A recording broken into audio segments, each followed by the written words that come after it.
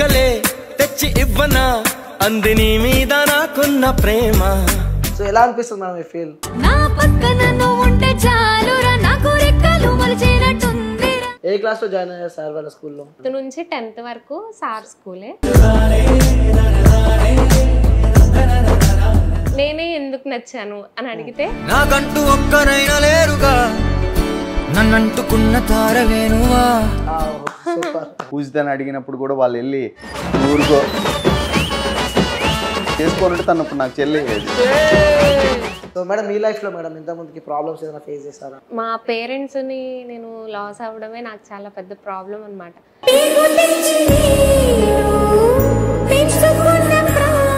ఇంకొక థాట్ వేరే థాట్ లేకుండా she is everything for me.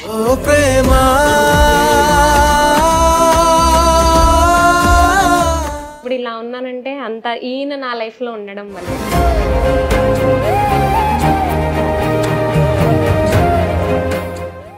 Hi hello నమస్తే, వెల్కమ్ టు క్యూబ్ టీవీ. నేను మీ అనిల్. సో ఈరోజు నేను ఇంటర్వ్యూ చేయబోయే గెస్ట్ ఇన్స్టా ఇన్ఫ్లుయెన్సర్ అనమాట. సో ఈ కపుల్ ఈ మధ్యలో ఫుల్ ట్రెండింగ్లో నడుస్తుంది. సో వాళ్ళు ఎవరో కాదనమాట.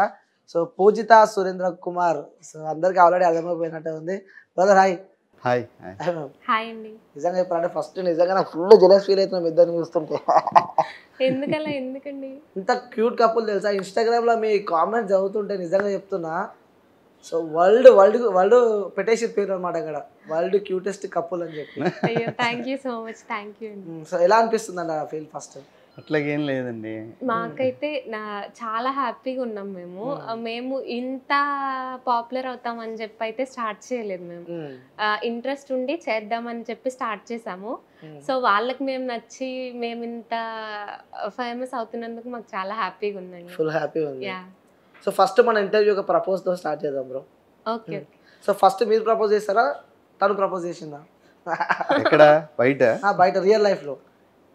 అంటే లవ్ స్టోరీ కాదండి, ఇది కంప్లీట్ గా అరేంజ్డ్ మ్యారేజ్. Arranged marriage. ఎవరికి ప్రపోజ్ చేసుకోలేదు. వన్స్ అరేంజ్ అయిన తర్వాత మా లవ్ జర్నీ స్టార్ట్ అయింది. ఫస్ట్ అరేంజ్ తర్వాత లవ్ జర్నీ స్టార్ట్ అయింది. అవును. అప్పుడు ఎవరు ప్రపోజ్ చేశారు ఫస్ట్? అరేంజ్ అయిన తర్వాత మేబీ నేనే చేస్తుంటాను. మేబీ కాదు, నేనే చేశాను. మనమే చేస్తాం, మనం చేయాలి, వాళ్ళు యాక్సెప్ట్ చేయాలి, అంతే కదా. సో ఒకసారి ప్రపోజ్ చేసి చూడాలని ఉంది. I love you. Super. So ఎలా అనిపిస్తుంది మేడం ఈ ఫీల్? అసలు ఎక్స్పెక్ట్ చేశారా మీరు? అంటే ఇలా మ్యారేజ్ చేసుకోవడం ఎవరు ఎక్స్పెక్ట్ చేస్తారండి? అసలు సార్ని స్టూడెంట్ మ్యారేజ్ చేసుకోవడం అంటే ఎవరు ఎక్స్పెక్ట్ చేయండి అది. సో నేను కూడా అంతే షాక్ ఫీల్ అయ్యాను అనమాట. అంటే సార్ ఏంటి నేను మ్యారేజ్ చేసుకోవడం ఏంటి, నాకు సార్ వాళ్ళు మ్యాచ్ రావడం ఏంటి అని నేను షాక్ అయ్యాను. ఏ క్లాస్ లో జాయిన్ అయ్యారు సార్ వాళ్ళ స్కూల్లో? మేము 5th క్లాస్ నుంచి జాయిన్ అయ్యాను. 5th నుంచి 10th వరకు సార్ స్కూలే. మీరు సార్ స్కూల్ అని చెప్తున్నా నిజంగా నాకు నవ్వొస్తుంది. 5th లో జాయిన్ అయ్యాము, ఇంకా 10th వరకు నేను అక్కడే. అప్పుడు నేను 5th నుంచి 10th వరకు ఏంటంటే సారు స్టూడెంట్ ఈ రిలేషనే అనమాట. అంటే సార్ని చూసినప్పుడు భయపడ్డం, ఏ స్టూడెంట్ అయినా ఎలా ఉంటారో, ఇంకా ఈయన ప్రిన్సిపల్ కదా, సో ఇంకా భయపడే వాళ్ళం అనమాట. నేనైతే ఎక్కువ భయపడేదాన్ని సార్కి. అంటే సార్ చాలా స్ట్రిక్ట్ గా ఉంటారు స్కూల్లో, చాలా స్ట్రిక్ట్ స్కూల్లో కూడా. సో అలాగే ఎక్కువ భయపడుతూ ఉండేదాన్ని. బాగా చదవాలి, మంచి మార్క్స్ రావాలి, సార్ దగ్గర మంచి ఇంప్రెషన్ ఉండాలి అని ఉండేది. సార్ దగ్గర అంటే సార్ దగ్గరనే కాదు, టీచర్స్ ఎవరి దగ్గర అయినా ఇలా ఉండాలని చెప్పి అనుకునేవాళ్ళం. 10th లో ఇంకా ఫైనల్ ఎగ్జామ్స్ నాకు. అప్పుడు సార్ వాళ్ళ ఇంట్లో మ్యారేజ్ గురించి ప్రెషర్ చేస్తున్నప్పుడు సార్ నా నేమ్ ప్రపోజ్ చేస్తే వాళ్ళ మదర్ వెళ్ళి మా గ్రాండ్ మదర్తో మాట్లాడి, అంటే మా ఫాదరు నేను 8th లో ఉన్నప్పుడు చనిపోయారు. ఇంకా మేము మా అమ్మమ్మ దగ్గరే ఉండేవాళ్ళం, నేను మా మదరు మేమంతా. సో ఇంకా మాకు సంబంధించింది ఏదైనా మా అమ్మమ్మే చూసుకునేవాళ్ళు. వాళ్ళ పేరెంట్స్ వచ్చి మా గ్రాండ్ మదర్తో మాట్లాడడం, వీళ్ళంతా మ్యాచ్ ఓకే అనుకున్నాక అప్పటి వరకు సార్ వాళ్ళు వచ్చి అడిగిన విషయం కూడా నాకు తెలియదు, నాకు ఎవరు చెప్పలేదు అనమాట. ఇలా సార్ వాళ్ళు మ్యాచ్ అడిగారని చెప్పి, అంటే ఎగ్జామ్స్ ఉన్నాయి నేను టెన్షన్ అవుతానని చెప్పి చెప్పలేదు. లాస్ట్కి ఇంక ఇలా ఫిక్స్ చేసాము, నువ్వు ఏమనుకుంటున్నావు, నీ ఒపీనియన్ ఏంటి అని అడిగినప్పుడు ఫస్ట్ అయితే షాక్ అయ్యాను అనమాట. సార్ నన్ను ఎందుకు అడిగారు, అసలు నాలో ఏం క్వాలిటీస్ నచ్చినని అడుగుంటారు అని చెప్పి ఆలోచించాను. అప్పుడు అడిగారా సార్ అడిగారా నాకు ఏ క్వాలిటీస్ నచ్చాయి చెప్పి? అడిగాము. ఇలా మ్యాచ్ ఫిక్స్ అయ్యాక నేను అడిగాను, సార్ మీరు చాలా మందిని చూసుంటారు మీకు స్కూల్ టైంలో, కాలేజ్ టైంలో. సార్ అంతకుముందు షార్ట్ ఫిలిమ్స్ కూడా చేశారు. అప్పుడు కూడా మీరు చాలా మందిని చూసుంటారు, నేనే ఎందుకు నచ్చాను అని అడిగితే, ఒక్క నిమిషం సార్ ఇప్పుడు మీరు ఆన్సర్ ఏంటండి నేనే ఎందుకు నచ్చాను క్వశ్చన్ కి అంటారు కదా. అంటే జనరల్గా నేను 5th క్లాస్ నుండి తన క్లాస్లో టాపర్, ఓకే, బాగా చదువుతుంది.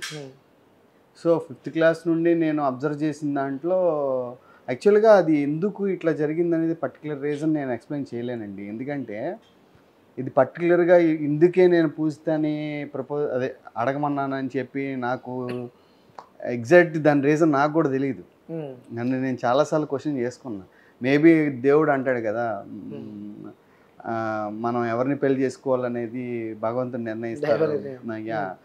అట్లాగా పెద్దవాళ్ళు చెప్పినట్టుగా అట్లా జరిగిందనేది నా ఒపీనియన్. ఎందుకు పూజిత అనేది రీజన్ ఏం లేదు, బట్ అట్లా జరిగింది. అంటే మ్యారేజ్ ఓకే అయిన తర్వాత మీరు ఫైనల్ ఎగ్జామ్ అప్పుడు సార్ మళ్ళీ స్కూల్కి ఎప్పుడు వెళ్ళడం జరిగిందా? మ్యారేజ్ అయిపోయింది ఆల్రెడీ, సో మ్యారేజ్ మీకు కన్ఫర్మ్ అయిపోయింది. కన్ఫర్మ్ అయిన తర్వాత ఓకే అయిన తర్వాత మళ్ళీ స్కూల్కి రావడం జరిగిందా అంటున్నా. నేనా స్కూల్కి వెళ్ళాను అంటే స్టూడెంట్ గా అయిపోయిందండి. స్టడీస్ అయిపోయినాయి, ఫైనల్ ఎగ్జామ్స్ రాయాలి ఇంకా వెళ్ళే నేను స్కూల్. ఓకే, స్కూల్స్ అయిపోయిన తర్వాత తెలిసింది. మా ప్రపోజల్ మేము అడిగింది కూడా స్కూల్ అయిపోయాకే, తన 10th అయిపోయింది. ఓకే, అంటే అప్పటి వరకు వెయిట్ చేశారా సార్? వెయిట్ అంటే మేము డిసైడ్ అవ్వలేదండి.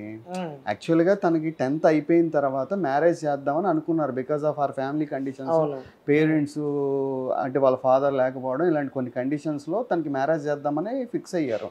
ఆ ఇన్ఫర్మేషన్ మాకు తెలిసింది, ఎందుకంటే తను నా స్టూడెంట్ కాబట్టి వాళ్ళ పేరెంట్స్ రెగ్యులర్గా మాకు స్కూల్కి వచ్చి విజిట్ చేస్తారు కదా. సో స్టూడెంట్స్ ద్వారా ఏం చదువుకుంటారు అని నేను అందరు స్టూడెంట్స్ని అడిగేటప్పుడు సమ్ పూజితకి మ్యారేజ్ చేస్తారంట సార్ 10th అయిపోయాక అనే ఇన్ఫర్మేషన్ మాకు తెలిసింది. అట్ ద సేమ్ టైం మా ఇంట్లో నాకు ప్రెషర్ అనమాట, మ్యారేజ్ చేసుకో ఇంకా ఇట్ ఈస్ రైట్ టైం అని చెప్పి నన్ను అడుగుతున్నారు. ఆ కోయిన్సిడెన్స్ అలా మ్యాచ్ అయింది. తనకి మ్యారేజెస్ సెట్ చూస్తున్నారని మాకు తెలియడం, మా ఇంట్లో నన్ను మ్యారేజ్ చేసుకోమని అడగడం. నేను మా మదర్కి ఒక ఫైన్ డే ఓకే మీరు నన్ను బాగా ప్రెషర్ చేస్తున్నారు కాబట్టి పూజిత వాళ్ళ ఇంట్లో పూజితకి సంబంధాలు చూస్తున్నారంట, ఎందుకు పూజితను ఎందుకు చేసుకోకూడదు, బాగా తెలిసిన అమ్మాయి, చిన్నప్పటి నుంచి నేను చూసిన అమ్మాయి, అందుట్లోనూ మా ఫ్యామిలీకి వాళ్ళ ఫ్యామిలీకి కొంత పరిచయాలు ఉన్నాయి. ఇంతకుముందు మా ఫాదరు వాళ్ళ ఇంట్లో వాళ్ళ పెద్దమ్మనో ఎవరినో సంథింగ్ చేసుకోవాల్సిన పరిస్థితి. యాక్చువల్గా తను అలా చేసుకోనుంటే తను ఇప్పుడు నాకు చెల్లయ్యేది, మొత్తం మిస్ మ్యాచ్ అయ్యేది. ఆ రోజుల్లో మా ఫాదర్ వాళ్ళ ఇంట్లోకి వెళ్ళలేదు అల్లుడుగా, మొత్తం ఉల్టా అయ్యేది maybe. So 30 years before incident జరిగింది. వాళ్ళ వాళ్ళ అమ్మమ్మ నాకు నానమ్మ అవుతారు. సో మా డాడీని వాళ్ళ రిలేటివ్స్లో ఒకరికి ఇద్దామని మ్యాచ్ అడిగారు. అడిగినప్పుడు ఏం కారణాలు అనేది అంత పాస్ట్ మనకు తెలియదు క్లియర్గా. ఈ మ్యాచ్ ఫిక్స్ అవుతున్నప్పుడు మాకు తెలిసింది ఓకే వీళ్ళకి అప్పటి నుంచే పరిచయాలు ఉన్నాయి అని చెప్పి. అంటే అట్లా మన మంచి కోసమే జరిగింది అనుకోవచ్చు. మన మంచి కోసమే జరిగింది. సో ఎలా ఉంది పూజిత గారు ఇప్పుడు? అంత హ్యాపీ ఉన్నా? చాలా హ్యాపీ అండి. చూస్తున్నారు మీరు రీల్స్ లో మా బాండింగ్, మా రిలేషన్ చాలా అంటే చాలా హ్యాపీగా ఉన్నాం. మస్తు మంది తెలుసా ఇన్స్టాగ్రామ్ లా ఉత్తమ మీ పైనే కొత్త వీడియోలు ఏం అప్లోడ్ చేసారు ఈరోజు, నెక్స్ట్ మనం ఇల్లు వేయాలని చెప్పి చాలా మంది ఫుల్. నేను ఇక్కడికి వస్తున్నాను తెలిసి కూడా మా వాళ్ళు నేను ముందు పెట్టాను అనమాట స్టేటస్ ఇక్కడికి వెళ్తున్నాను చెప్పి. చాలా మంది కొన్ని క్వశ్చన్స్ కూడా అడగడం జరిగింది.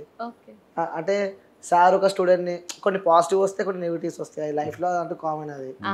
సో వాళ్ళు ఇంత హ్యాపీ ఉంటారు, చాలా మంది తీర పైన హ్యాపీ ఉంటారు, కానీ తర్వాత బ్యాక్గ్రౌండ్ చూస్తే మాత్రం చాలా కొన్ని లైఫ్లో స్ట్రగుల్స్ కానీ అలాంటివి చాలా ఉంటాయి. అలాంటివి మీ లైఫ్లో ఏదన్నా స్ట్రగుల్ జరిగిందా?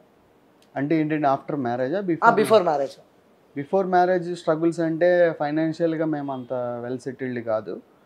సో మా ఫాదరు ఒక మిడిల్ క్లాస్ బ్యాక్డ్రాప్ నుంచి చిన్న బ్యాంక్ ఎంప్లాయీ మా ఫాదరు. సో ఫైనాన్షియల్గా థర్డ్ పార్టీ నుండి అప్పు తీసుకొచ్చి ఏదో నా ప్రెషర్ మీద మా ఫాదర్ నాకు కొంచెం ఫండింగ్ ప్రొవైడ్ చేశారు. అట్లాగే స్కూల్ ఎస్టాబ్లిష్ చేశాను. కింద నుంచి వచ్చామండి, చాలా స్ట్రగుల్స్ ఫేస్ చేశాను. ఇప్పుడు 600+ స్టూడెంట్స్ ఉన్నారు మన స్కూల్లో. సూపర్. సో అందరూ చాలా మంది నమ్మట్లేదు నేను 19 yearsకి స్కూల్ ఎట్లా పెట్టాను. అవును, అది వాస్తవం. నేను అదే అడుగుదాం అనుకున్నా బ్రో. యాక్చువల్గా చాలా ఆర్టికల్స్ నా మీద వచ్చినాయి 19 yearsలోనే. ఓకే. ఎంటర్ప్రెన్యూర్ అని చెప్పి హిందూ ఆర్టికల్స్ వచ్చినాయి నా గురించి. ఇండియన్ ఎక్స్ప్రెస్ ఇలా పెద్ద పెద్ద న్యూస్ పేపర్స్లో నా మీద ఆర్టికల్స్ కూడా వచ్చినాయి. Okay. It's 11-12 years before. First ఎప్పుడు వచ్చింది బ్రో థాట్ స్కూల్ పెట్టాలని చెప్పి? అట్లా ఏం లేదండి, నేను ట్యూషన్స్ చెప్పేవాడిని ఈవినింగ్ పార్ట్ టైం జాబ్ కింద. ఓకే. కాలేజ్ అయిపోయిన తర్వాత BTech first year, intermediate second year టైంలో. సో ఎప్పుడైతే నేను ట్యూషన్స్ పిల్లలకి చెప్తున్నానో ఆ ఎన్వైర్న్మెంట్ నాకు నచ్చి నేను ఒక ఫ్రెండ్ కలిసి ఎస్టాబ్లిష్ చేద్దాం అనుకున్నాము. ఓకే. ఎస్టాబ్లిష్ చేసిన తర్వాత ఒక 3 monthsకి ఆ ఫ్రెండ్ మధ్యలో డైవర్ట్ అయ్యి వెళ్ళిపోయాడు. ఓకే. సో నేను మా ఫాదర్కి ప్రామిస్ చేశాను కదా, ఇంత ఇన్వెస్ట్మెంట్ చేసాం, అప్పటికే ఒక 10 lakhs దాకా ఇన్వెస్ట్ చేసాం. ఓకే. ఇప్పుడు నేను ఇది గివప్ ఇస్తే లైఫ్లో నేను మళ్ళీ మా ఫాదర్ని ఏమీ అడగలేను. రేపొద్దున్న నేను ఏదైనా డెసిషన్ తీసుకున్నా కానీ మా ఫాదర్ నాకు సపోర్ట్ చేయకపోవచ్చు, parents, family members. Even maybe పూజితాన్ని అడిగినప్పుడు కూడా వాళ్ళు వెళ్ళి నువ్వు ఊరుకో, నీకేమీ తెలియదు, చిన్నపిల్లడు, నువ్వు ఉద్ధరించిన చాలే అంటారేమో అని చెప్పి. ఇలాంటి ఫ్యూచర్లో ఏమైనా జరగచ్చు. అందుకని చెప్పి అది ఒక ఛాలెంజింగ్గా తీసుకొని తను గివప్ ఇచ్చినా కానీ నేను మళ్ళీ స్కూల్ని నా చేతుల్లోకి తీసుకొని నేను కొన్ని ఫైనాన్షియల్గా లోన్స్ అవి బ్యాంక్స్ నుండి తీసుకొని, చాలా బ్యాంక్స్ నుండి లోన్స్ తీసుకొని రొటేషన్ చేసుకుంటూ ఈ రోజున 600 students, 40 teaching, non teaching staff, well established school, Shri Hayagriva English medium high school, Vijayawada school name. నిజంగా సూపర్ బ్రో. ఎందుకంటే మధ్యలో గివప్ ఇవ్వకుండా ఇప్పుడు ఈ స్థాయిలో ఉన్నారంటే నిజంగా చాలా మందికి ఎవరైనా సరే 19 yearsలో స్కూల్ పెట్టి ఏం నడుపుతావురా, ఏం ఉద్ధరిస్తావురా అని చెప్పి చాలా మంది అంటారు. సో వాళ్ళందరికీ ఇప్పుడు మీరు ఒక జవాబు ఇచ్చేసారు అనమాట, ఆన్సర్. సో మేడం మీ లైఫ్లో మేడం ఇంతకుముందుకి ప్రాబ్లమ్స్ ఏదైనా ఫేస్ చేస్తారా? నా లైఫ్లో ప్రాబ్లమ్స్ అంటే మా పేరెంట్స్ని నేను లాస్ అవ్వడమే నాకు చాలా పెద్ద ప్రాబ్లం అనమాట. 8th మా ఫాదర్ చనిపోయారని చెప్పాను కదా. సో మా గ్రాండ్ మదర్ సపోర్ట్ ఉండడం వల్ల మేము స్టడీస్ కంటిన్యూ అవడం కానీ అవన్నీ చాలా హెల్ప్ చేశారు. తర్వాత మా మ్యారేజ్ ఫిక్స్ అయ్యాక మా మదర్ చనిపోయారు. 2021లో కోవిడ్ వచ్చి చనిపోయారు మా మదరు. అంటే నేను చిన్న ఏజ్ కదా అప్పటికి, నాకు తెలిసి ప్రాబ్లమ్స్ అంటే మా పేరెంట్స్ని నేను కోల్పోవడమే అండి. చాలా పెద్ద ప్రాబ్లమ్స్ అయ్యాయి నాకు. సో అంత అయ్యి ఫేస్ చేసినా కూడా నేను ఇప్పుడు ఇలా ఉన్నానంటే అంత ఈయన నా లైఫ్లో ఉండడం వల్లే. అంటే తల్లిదండ్రులు లేని లోటు తీరుస్తున్నారు. సో ప్రజెంట్ అయితే చాలా హ్యాపీ ఉన్నారు. సో కొంచెం సేపు బ్రో మనం పాత రోజులకు వెళ్దాం. ఓకే. అప్పటి రోజులకు వెళ్దాం అనమాట. ఓకే. స్కూల్ ఇప్పుడు మీరు student, okay, sir teacher. Okay. So ఆ రోజుల్లో ఫీల్ ఎలా ఉండే బ్రో? ఇప్పుడు పూజిత అనే అమ్మాయి క్లాస్లో ఉంది, మీకు పూజిత అనే అమ్మాయి థాట్ వస్తే ఇంతకుముందుకే ఉంటుంది ఇక మనసులో, అమ్మాయి మీద మనకి ఇష్టం ఉన్నట్టయితే ముందే తెలుస్తుంది మనకి. అంత సడన్గా మనం పూజిత అని చెప్పి ఆ పేరు మనం చెప్పాము. సో ఆ రోజుల్లో ఎలా ఉంటుండే బ్రో? మీరు స్కూల్కి వెళ్ళినప్పుడు కానీ పూజితని ఎప్పుడైనా అబ్జర్వ్ చేసినారా? అంటే ఇప్పుడు క్లాస్లో 20-35 మెంబర్స్, 25 to 35 మెంబర్స్ ఉంటారండి. అందరూని ఈక్వల్గానే చూస్తాం మేము స్టూడెంట్స్ని. పూజితని డిఫరెంట్గా చూడడం, పూజిత క్లాస్లో ఉందా లేదా అని అబ్జర్వ్ చేయడం అనేది ఎప్పుడు జరగదు. నిజంగా చెప్తున్నాను. ఎందుకంటే వీళ్ళ సిస్టర్స్ ఇద్దరు కూడా నా దగ్గర చదువుకున్నారు. తనకి 2 అక్కలు ఉన్నారు. వాళ్ళు కూడా సేమ్ స్కూల్ అండి. సో ఇప్పుడు నేను అలాగ పూజిత ఉంది, పూజిత లేదని చెప్పి ఆ వయసులో, ఎందుకంటే there is lot of difference. నాకు తనకి 10 to 11 years డిఫరెన్స్ ఉంది. 5th క్లాస్లో మనం పూజితాన్ని 5th క్లాస్లో 6th క్లాస్లో అసలు మీరు పూజిత ఉందని మీరు ఎలా చూశారు? ఆ లైఫ్ అదేంటనేది కాలేజ్లో నేను తన ఏమో ఫ్రెండ్స్ కాదు కదా చూసుకోవడానికి, ఇలాగా లేకపోతే ఒక రోజు ఇస్తడానికి అలాగేం కాదు కదా. ఐఎమ్ ఏ టీచర్, తన స్టూడెంట్. తనను స్కూల్లో కొట్టిన రోజులు కూడా ఉన్నాయి. నేను కొట్టారు కూడా స్కూల్లో? కొట్టారండి, ఒకసారి కొట్టారు. 5 years లో నన్ను ఒకసారి కొట్టారు. రివెంజ్ ఇప్పటికి గుర్తొచ్చినప్పుడల్లా తీర్చుకుంటూ ఉంటా. టార్చర్ అంటే మరి అప్పుడు నన్ను కొట్టినప్పుడు అది టార్చరే కదండి. అప్పుడు స్టూడెంట్ కాబట్టి సార్ డ్యూటీ సార్ చేసిండు అలా అంటారా? అంతే కదా మరి. అట్లాగేం లేదండి. స్టూడెంట్ టీచర్ మధ్య ఉన్న బాండింగే మా ఇద్దరి మధ్య. అంతకుమించి టీచరు స్టూడెంట్ దాటి ఏ రోజు కూడా మేము క్లాస్లో, ఎందుకంటే 10th క్లాస్ అయిపోయి తనకి మ్యారేజెస్ చూస్తున్నారనే వరకు ఆ ఉద్దేశం నాకు లేదండి, frankly speaking. Okay 10th class అయిపోయి తనకి మ్యారేజెస్ చూస్తున్నారు అన్న తర్వాత ఎందుకంటే ఇప్పుడు తనకి మ్యారేజ్ చేసేస్తున్నారు కాబట్టి తెలిసిన వాళ్ళు, ఇంటి దగ్గర వాళ్ళు, వాళ్ళది చాలా పెద్ద ఫ్యామిలీ, మంచి ఫ్యామిలీ కూడా. ఓకే కన్నప్ప గారు, సామ్రాజ్యం గారు అంటే మా ఏరియాలో కొంచెం వెల్ నోన్ పీపుల్ అనమాట. సో ఎందుకని మనం అప్రోచ్ అవ్వకూడదు అంటే ఇద్దరికి బెనిఫిట్స్ ఉంటాయి కదా. ఎందుకంటే మేము ఒక స్కూల్ ఎస్టాబ్లిష్ చేసి ఉన్నాము, వాళ్ళు కూడా ఒక మంచి ఫ్యామిలీ బ్యాక్డ్రాప్ ఉంది. మనం వెళ్ళి వాళ్ళ ఇంట్లో అమ్మాయిని మ్యారేజ్ చేసుకుంటే ఇంకా మనకి అడ్వాంటేజ్, అట్లా సేమ్ టైం వాళ్ళకి అడ్వాంటేజెస్ ఉంటాయి కదా అని ఫ్యామిలీ అండర్స్టాండింగ్తో ఇక్కడ జరగడమే కానీ అంతకుమించి ఏం లేదు. అంటే అప్పుడు మీకు భయం అనిపించలేదు ఎవరో పెళ్లి చేసుకునే ముందు అరే ఆ టీచర్ స్టూడెంట్ని పెళ్లి చేసుకున్నాడు, సో సమాజం ఏమనుకుంటుంది అని చెప్పి? ఇప్పుడు కూడా ఉందండి భయం. ఇప్పుడు కూడా కామెంట్స్ వస్తుంటే ఏంటి వీళ్ళు ఎలా మాట్లాడుతున్నారు అని చెప్పి డిఫరెంట్ థాట్స్ ఉంటాయి, ఎవరి ఒపీనియన్స్ వాళ్ళకు ఉంటాయి. నేనేమంటానంటే మ్యారేజ్ అనేది మనం ఫిజికల్గా ఇదేదో ఒక అబ్బాయి అమ్మాయి కలవడానికి అన్నట్టుగా చూస్తే అది ఎప్పుడు మనకి రాంగ్గానే కనబడుతుంది. మ్యారేజ్ అనేది ఒకరికొకరు తోడు ఉండడానికి లైఫ్ లాంగ్ ఒక పార్ట్నర్షిప్ మనం ఎంచుకునేది. ఇక్కడ ఏజ్ అనేది మ్యాటర్ కాదు, తన స్టూడెంటా ఇంకొకరు అనేది మ్యాటర్ కాదు. తను నాకు తోడుగా ఉండాలి, నేను తనకు తోడుగా ఉండాలి లైఫ్ లాంగ్. ఇది మెయిన్ మ్యారేజ్ యొక్క మెయిన్ ఉద్దేశం.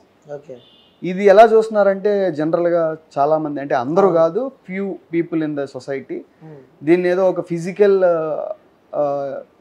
అట్రాక్షన్ మీద చూస్తున్నారు కానీ ఆ ఒపీనియన్ మీద మేము వాళ్ళని అప్రోచ్ అవ్వలేదు. ఎందుకంటే నాకు అలాంటి ఉద్దేశం ఉండుంటే వాళ్ళది చాలా పెద్ద ఫ్యామిలీ.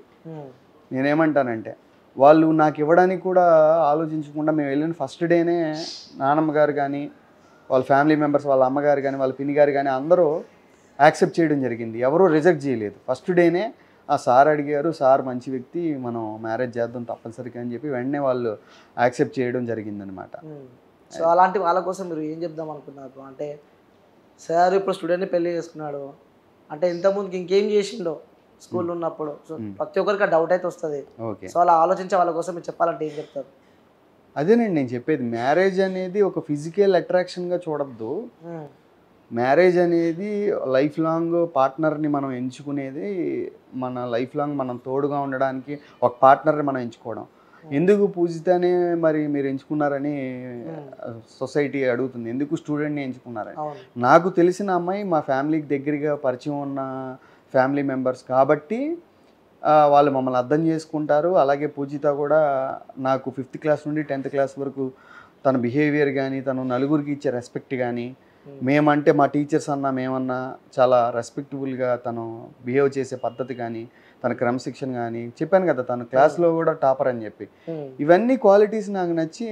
ఎందుకంటే ఎవరినో ఒక థర్డ్ పర్సన్ని ఎక్కడి నుంచో తీసుకొచ్చుకొని అమ్మాయిని మనం మ్యారేజ్ చేసుకోవాలంటే భయం వేసింది.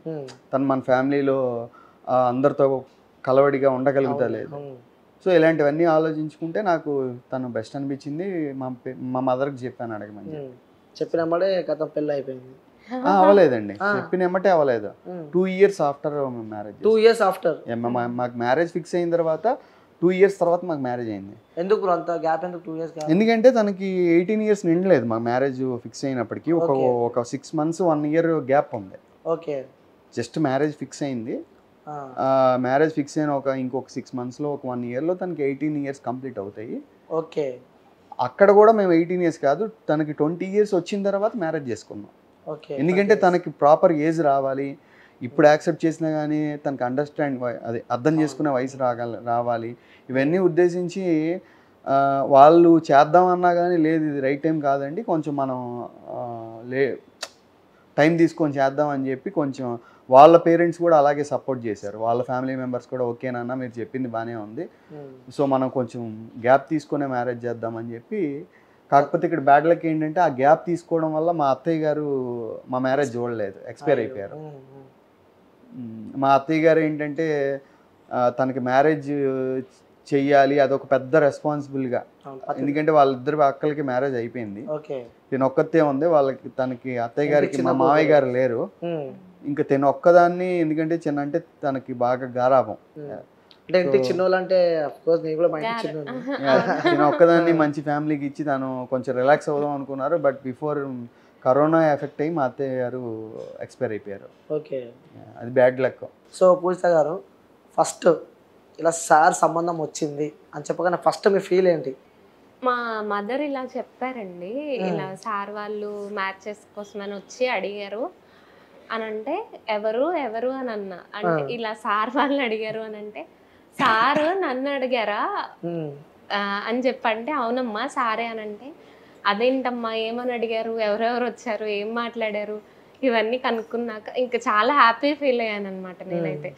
ఆ సార్ వాళ్ళు అడిగారంటే మా పేరెంట్స్ కూడా మేము మా పిల్లల్ని ఇలా పెంచాము, సార్ వాళ్ళే వచ్చి మమ్మల్ని అడిగారంటే మా పిల్లల బిహేవియర్ ఇది అని మా పేరెంట్స్ ప్రౌడ్గా ఫీల్ అవ్వడం, వాళ్ళు హ్యాపీగా ఉన్నారని మేము హ్యాపీగా ఉండడం చాలా హ్యాపీగా అనిపించింది అండి. చెప్పాలని యాక్సెప్ట్ చేసినారు మీరు ఇలా సంబంధం వచ్చింది అంటే తను యాక్సెప్ట్ చేయలేదండి, పేరెంట్స్ నిర్ణయాన్ని తను ఏకీభవించింది.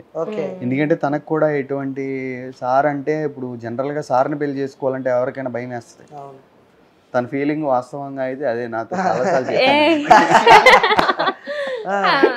అంటే భయం అంటే ఎవరికైనా ఉంటది కానీ ఇలా మ్యాచ్ అడిగారు కాబట్టి ఇంకప్పుడు భయం ఎలా ఉంటదండి, హ్యాపీ ఫీల్ అవుతాం కానీ నిజంగా అప్పుడు సార్ అంటే స్కూల్లో భయపడతాం కానీ ఇప్పుడా మీరా నేనా అప్పుడే ఇప్పుడు మ్యారేజ్ అయిన తర్వాత కూడా ఒకవేళ సార్ బెత్తం తీసుకొని ఇలా గుండు ఇలా కూర్చో అంటారు ఏమని చెప్పి భయపడలేదు నిజం చెప్పు. అప్పుడు అలా మన కంట్రోల్లో ఉంటది కాబట్టి అప్పుడు సార్ అయినా ఎవరైనా ఇంకా అంతేగా అంతేగా అలా అంతే అండి. అప్పుడైతే నేను భయపడలేదు, హ్యాపీ ఫీల్ అయ్యాను చాలా. అది నా ఒపీనియన్ లేండి. అలాగే ఏంటి ఏంటి బయట తీసుకొద్దాం అని చెప్పి అలా అడిగాను. సో నిజంగా భయం లేదు మీకైతే? నాకైతే ఇప్పుడైతే అసలు తనే నన్ను భయపెడుతుందండి. ఇప్పుడు ఇది కూడా నిజం కాదండి. అంతేగా అంతేగా అన్నా. ఎవరు భయపడతారు నిజం చెప్పండి? అలాగేం లేదండి, సిచ్యువేషన్ బట్టి. నిజంగా చెప్తున్నా, ఇంటర్వ్యూ చేస్తున్నాడు నిజంగా చాలా క్యూట్ కపుల్. నేను కూడా చెప్తున్నా, మస్తు అనిపిస్తుంది. థ్యాంక్ యూ అనిల్ గారు. ఇలానే మీరు ఎప్పుడు మనస్ఫూర్తి ఉండాలని చెప్పి కోరుకుంటున్నా. ఫస్ట్ ఆ రీల్స్ చేయడం ఎప్పుడు స్టార్ట్ చేసినారు మీరు? రీల్స్ నేను ఫస్ట్ మ్యారేజ్ అవ్వక ముందు టిక్ టాక్ ఉంటే నేను మా సిస్టర్ టిక్ టాక్ చేసేవాళ్ళము.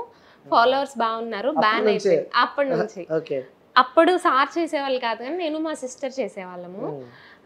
సో బ్యాన్ అయిపోయిన తర్వాత ఇన్స్టాగ్రామ్ నార్మల్గా యూజ్ చేశాను కానీ రీల్స్ పోస్ట్ చేయడం అలా ఏం లేదండి. మ్యారేజ్ అయిపోయాక నాకు రీల్స్ మళ్ళీ చేద్దాం అనిపించి ఓకే స్టార్ట్ చేద్దాం అనుకుని నేను చేశాను. ఫస్ట్ సార్ చేసేవాళ్ళు కాదు రీల్స్. అంటే మనం ప్రొఫెషన్ లో ఉన్నాము, సార్ కదా, పేరెంట్స్ చూస్తే బాగోదు అని ఆ ఫీల్ లో ఉండేవాళ్ళు. కానీ నేను చేసేదాన్ని. తర్వాత నేను ఇలా నేను సార్ కూడా చేయడం స్టార్ట్ చేశాక ఇంకా ఎక్కువ బాగా పాపులర్ అయ్యాము. ఇప్పుడు ఇలా అవును సార్. ఏంటి మీ రీల్స్ చూస్తే నిజంగా అసలు మీరు ఆల్రెడీ సినిమా ఇండస్ట్రీలో ఉన్నట్టు ఆ ఎక్స్ప్రెషన్లు అవన్నీ నిజంగా ఆల్రెడీ అలవాటు ఉన్నట్టే నిజంగా చెప్తున్నది. ఎవరు నేనా? మీరే. నాకన్నా తన బాగా అంటే మీరు ఒక ప్రొఫెషన్ నుంచి రీల్స్ చేశారు కాబట్టి సో డిఫరెన్స్ ఉంటుంది. సో అమ్మాయిలు అంటే ఆల్రెడీ నేను ఇండస్ట్రీలో మీరు నా షార్ట్ ఫిల్మ్స్ కూడా యూట్యూబ్లో సెర్చ్ చేస్తే సురేంద్ర కుమార్ షార్ట్ ఫిల్మ్స్ అని 14 to 15 షార్ట్ ఫిల్మ్స్ వస్తాయండి. ఓకే.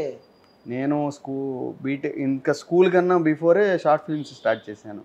స్కూల్ కన్నా బిఫోరే ఒక 14-15 ఇయర్స్ బిఫోర్ నుంచి షార్ట్ ఫిలిమ్స్. అంటే ఏదో సమాజానికి మంచి మెసేజ్ ఇవ్వాలి. ఎందుకంటే మూవీ అనేది ఒక మీడియం, మనం సొసైటీకి ఏదైనా మంచి మెసేజ్ చెప్పాలి. ఆ ఉద్దేశంతో చాలా షార్ట్ ఫిల్మ్స్ చేశాను. రీసెంట్గా ఒక మూవీ కూడా కంప్లీట్ అయిపోయింది. ఓకే, అందులో యాక్ట్ చేశారా? నేను హీరో, తన హీరోయిన్. సూపర్.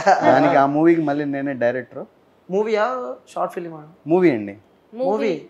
సూపర్. ఒక మంచి బడ్జెట్ తో చేసాము. రవికాంత్ గారు అని యుఎస్ లో ఉంటారు ప్రొడ్యూసర్. ఓకే. ఆయన ప్రొడ్యూస్ చేశారు యుఎస్ నుండి. హోప్ఫుల్లీ అప్కమింగ్ మూవీ పేరు రిలీజ్ చేస్తాను. లోకమెరుగని కథ. లోకమెరుగని కథ. ఓకే. ఇక్కడ నేను షూట్ అంతా టీజర్, లిరికల్ వీడియోస్ అన్ని సరిగమలో రిలీజ్ అయినాయి. ఓకే, రిలీజ్ అయిపోయింది. రిలీజ్ అవుతున్నాయి. ఇంకా లిరికల్స్ ఉన్నాయి, ట్రైలర్ ఉంది, ఇంకా రిలీజ్ అవ్వాల్సినవి ఉన్నాయి. సో త్వరలో 70mm లో కూడా చూడబోతున్నాం మీ కపుల్ని. So feeling excitement. అసలు మీరు అనుకున్నారా మనము ఇలా సార్ని మ్యారేజ్ చేసుకుంటే ఒక క్వశ్చన్ మార్క్, ఒక డిఫరెంట్ లోకం అది. దాని తర్వాత ఈ మూవీ ఇండస్ట్రీస్కి వస్తా అని చెప్పి, ఇలా మూవీ తీసామని చెప్పి, ఇలా లైఫ్ ఉంటుంది అని చెప్పి.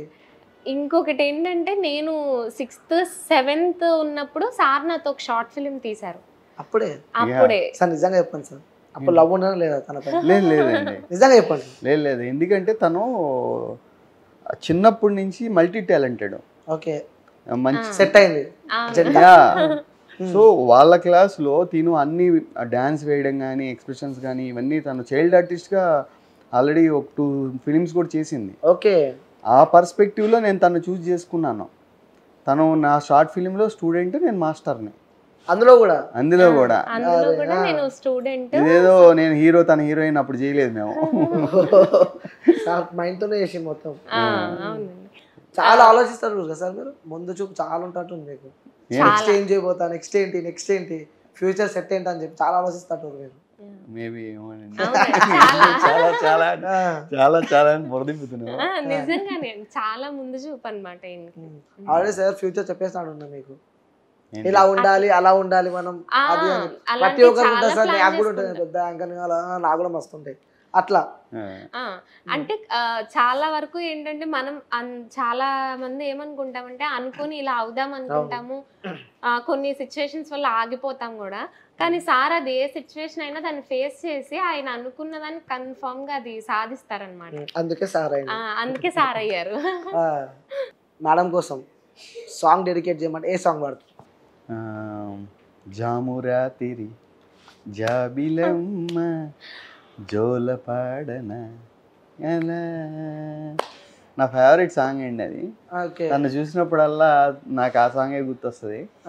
ఎందుకంటే తనని అలా వెన్నెల్లో ఆ పాట పాడుతూ నిద్రపుచ్చాలని అదొక మెమరీ. సో మేడం మీకు? నేను సార్కి డెడికేట్ చేసే ఒక మంచి సాంగ్. ఓకే అండి, అంటే నా వాయిస్ ఫీల్ తో చేయాలి సార్. ఫీల్ తో తను చేయాలి, అదే చెప్తున్నాను.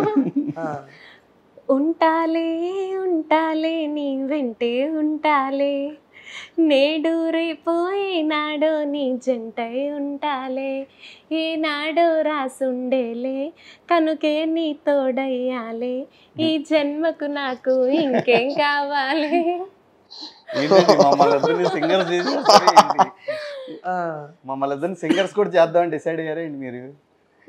రేపటి నుంచి మీరు ఎవరైనా సింగర్ గా పాడమంటారేమో డౌట్ వస్తుంది. అంటే మీరు ఎప్పుడైనా అలా ట్రై చేస్తారా? లేదు, ఓన్ గా సాంగ్. నిజంగా ఒక డాన్సర్ ఉండు, ఒక యాక్టర్ ఉండు, ఒక సింగర్ ఉన్నాడు, సో అన్ని కలిపితే మీ ఇద్దరు అనుకుంటా నాకు తెలిసి. తను నాకన్నా మంచి డాన్సరు, యాక్టరు, ఓకే, అన్ని రకాలుగా she is very multi talented. Okay, మనదేం లేదు, మనకి డైరెక్షన్ ఎక్కువ ఇంట్రెస్ట్, కొంచెం యాక్టింగ్ సార్ కాబట్టి కొంచెం ఉంటుంది ఆ మాత్రం. లాస్ట్ కి ఇప్పుడు వచ్చే మూవీలో కూడా హీరోయిన్ స్టూడెంటా లేకుంటే హీరోయిన్? లాస్ట్ కంక్లూజన్ ఇచ్చేసారు అయితే. ఎలా ఉండబోతుంది సార్ ఆ movie? Village back drop movie అండి, మంచి లవ్ స్టోరీ. ఓకే, కొంచెం అంటే మీ స్టోరీయా? కాదండి, మా స్టోరీ కాదు, మెసేజ్ ఓరియంటెడ్ లవ్ స్టోరీ. కొంచెం రామ్ కామ్ గా ఫస్ట్ హాఫ్ అంతా లవ్ స్టోరీ ఉంటుంది, సెకండ్ హాఫ్ కొంచెం మెసేజ్ ఓరియంటెడ్ గా వెళ్తుంది. మంచి ఫైట్స్ ఉంటాయి, అన్నీ ఉంటాయి, కాంబినేషన్ మంచి లవ్ సాంగ్స్ ఉంటాయి. ఫస్ట్ హాఫ్ అంతా లవ్ సీన్స్ ఉంటాయి, బాగుంటుంది. ఓకే, ఇన్స్టాగ్రామ్లో రీల్స్ చేసేటప్పుడు సో ఇద్దరికి కింద కామెంట్స్ వస్తుంటాయి కామెంట్ బాక్స్లో. సో కొన్ని నెగిటివ్ వస్తాయి, కొన్ని పాజిటివ్ వస్తాయి. అలాంటివి చదివినప్పుడు ఫస్ట్ బ్రో మీకు ఏమనిపిస్తుంది? అంటే పాజిటివ్ వస్తే మంచిగా అనిపిస్తుంది, కొంచెం నెగిటివ్ వస్తే మనం కూడా ఆ రోజు కొంచెం ఆలోచిస్తాం, అరే ఎందుకు ఇలా పెట్టారు అని చెప్పి. సో అలాంటి ఏదైనా మెసేజ్ మీకు తగిలిన మెసేజ్ ఏదైనా ఉందా?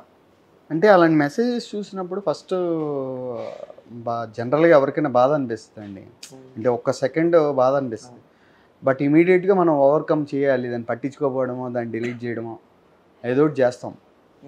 దాన్నే పట్టించుకొని దాని గురించి ఆలోచించి మనం మైండ్ని ఖరాబ్ చేసుకోవడం తప్ప ఏముండదు కదా.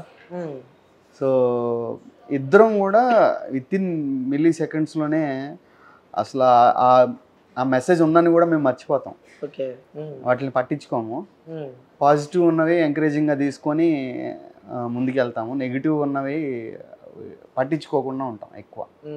సో మేడం మేము రీసెంట్గా ఒక కామెంట్ చదివాము, ఏంటంటే మీరు ఇద్దరు చాలా బాగున్నారు, నా దిష్టి తగిలేలా ఉంది, నేను మీ ఇద్దరికి దిష్టి తీస్తున్నాను అని చెప్పి ఇలాంటి చాలా కామెంట్స్ వచ్చినాయి అనమాట. ఇలాంటి పాజిటివ్ కామెంట్స్ ముందు నెగిటివ్ కామెంట్స్ అసలు మేము పట్టించుకోం అనమాట. ఇంత పాజిటివ్గా మమ్మల్ని ఒక ఫ్యామిలీ మెంబర్స్లా వాళ్ళు చూస్తున్నారు, చాలా హ్యాపీగా అనిపిస్తుంది. ఇంకా వాళ్ళు పెట్టే కామెంట్స్ మాకు ఎంకరేజ్మెంట్లా ఉంటుంది అనమాట. వాళ్ళు మనల్ని చూస్తున్నారు కాబట్టి మనం ఇంకా ఎక్కువ చేయాలి, వాళ్ళకి నచ్చే కంటెంట్ ఇవ్వాలని చెప్పి ఇంకా ఎక్కువ చేస్తున్నాం. కరెక్ట్ అండి, ఎందుకంటే 100లో రేర్గా ఉంటాయి 2 or 3 నెగిటివ్ ఉంటాయి. అవును, 90% ఏవో ఆడియన్స్ పాజిటివ్గానే పెడుతున్నారు. సో పాజిటివ్గా పెట్టే వాళ్ళ గురించి మనం ఎక్కువ ఆలోచించాలి, కానీ 1 or 2 నెగిటివ్గా పెట్టే వాళ్ళ గురించి మనం ఆలోచించి ఏం ప్రయోజనం? So madam